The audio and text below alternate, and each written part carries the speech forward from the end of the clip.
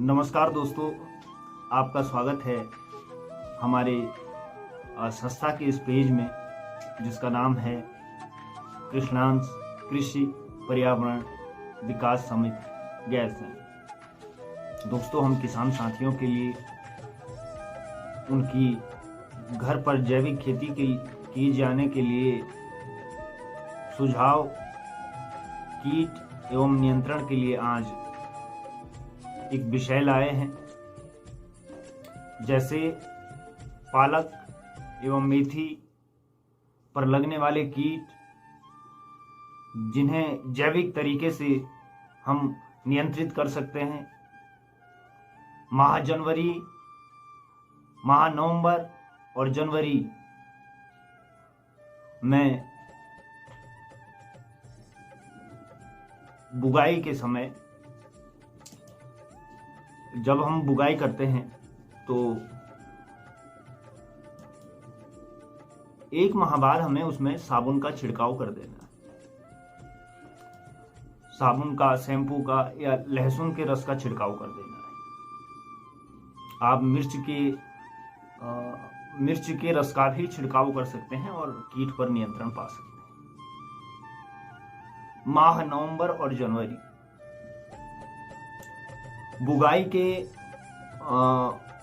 के एक माह बाद टमाटर की पत्तियों के रस एवं नींबू के रस का छिड़काव भी आप कीट नियंत्रण के लिए कर सकते हैं।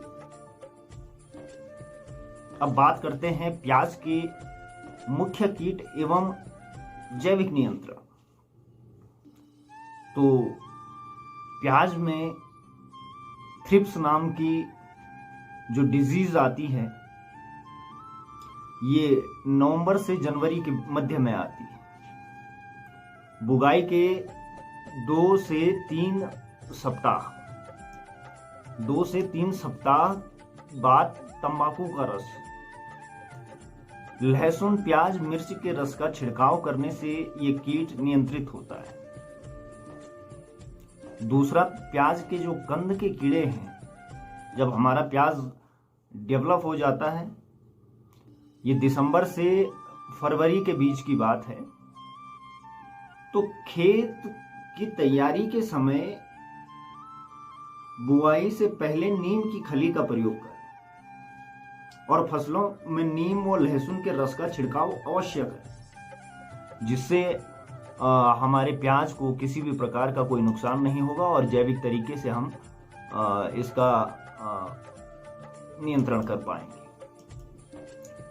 तो ऐसे ही हमारे अन्य दलहनी फसलें हैं जिनमें हमें नियंत्रण की आवश्यकता होती है और बिना रसायन के हम उसे नियंत्रण करना चाहते हैं। तो बात करते हैं अरहर की जो दाल है उसके मुख्य कीट और नियंत्रण, हम जैविक तरीके से उसे कैसे नियंत्रित कर सकते हैं। जैसे कि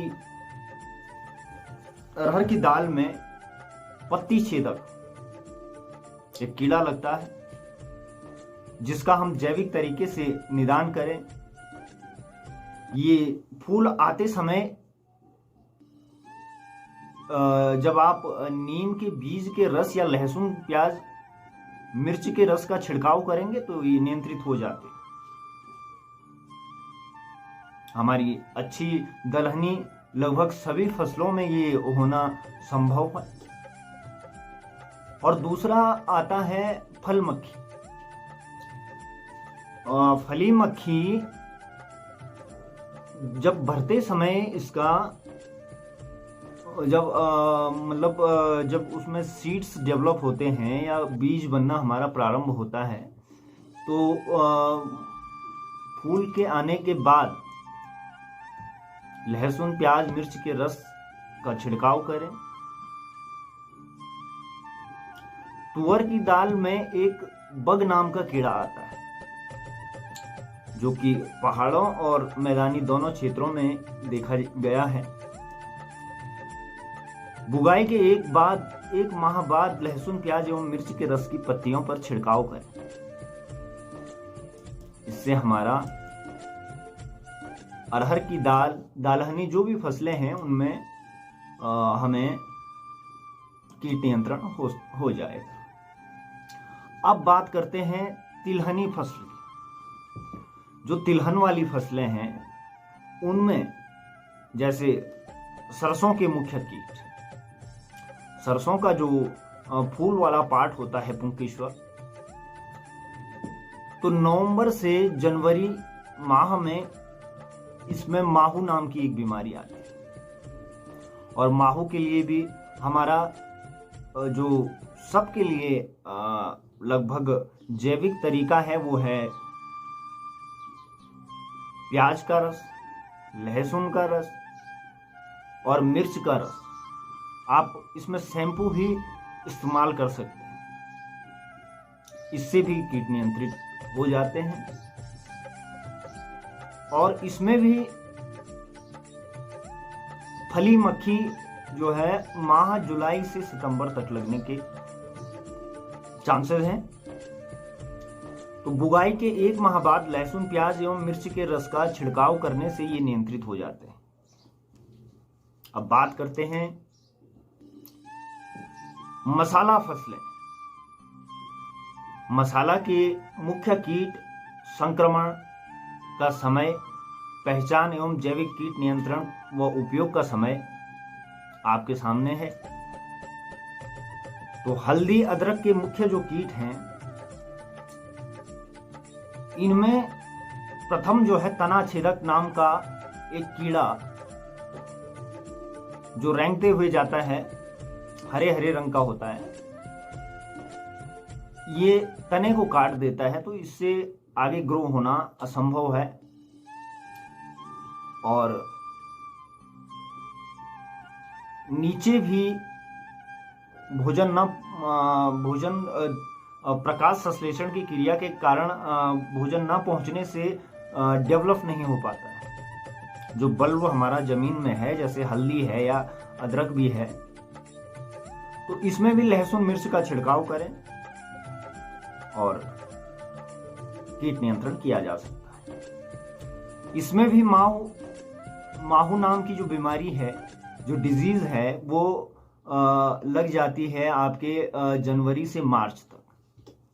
जनवरी से मार्च तक इसमें माहू लग जाता है और उसके लिए भी आपको लहसुन का और प्याज के रस का उपयोग करना है।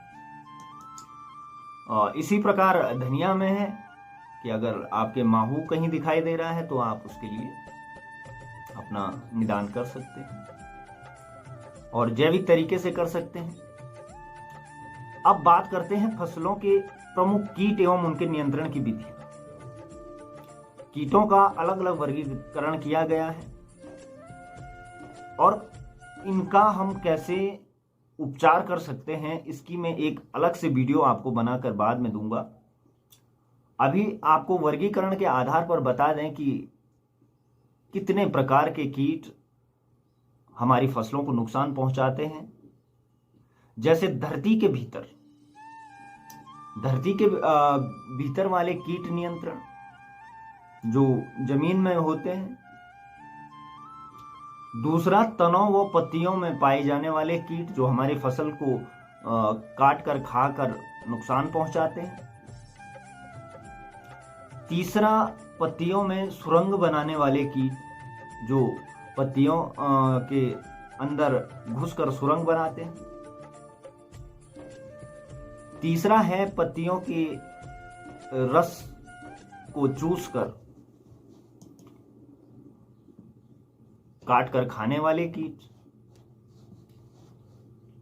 इसी प्रकार तना छेदक, भ्रमणशील कीट, फल भेदक मक्खी, विषाणु रोग फैलाने वाली कीट, भंडारित अनाज के कीट, अन्य प्रकार के कीटों से जैविक प्रकार से कैसे हम निजात पा सकते हैं, आपको अगली वीडियो में बताऊंगा। इन्हीं शब्दों के साथ आपसे विदा लेता हूं और आपसे निवेदन है हमारे चैनल को लाइक और सब्सक्राइब जरूर करें, हमें प्रोत्साहित करें, जिससे कि हम हर किसान भाई की मदद कर सकें और जैविक खेती पर जो हमारा फोकस है उसमें हमें सफलता अर्जित हो और हमारे किसान साथियों को अपने उत्पाद का अधिक मूल्य प्राप्त हो सके। इन्हीं शब्दों के साथ मैं आपसे विदा लेता हूँ। जय हिंद, जय भारत, जय किसान।